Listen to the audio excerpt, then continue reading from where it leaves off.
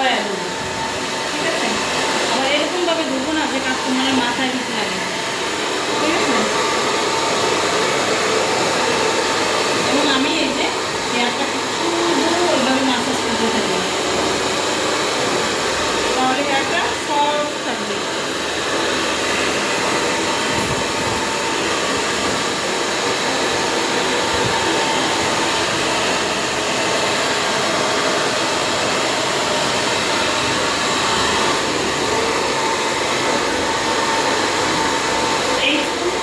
Maximum টাইমে হলো আমরা কী করবো, এরকম হালকা ভেজা এই সাইডে দিব।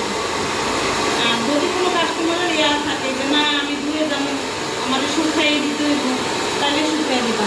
কারণ লাস্ট পর্যায়ে যত কম গরম বাতাস দেওয়া যায় তত ভালো, হেয়ারের জন্য ভালো, বুঝছো?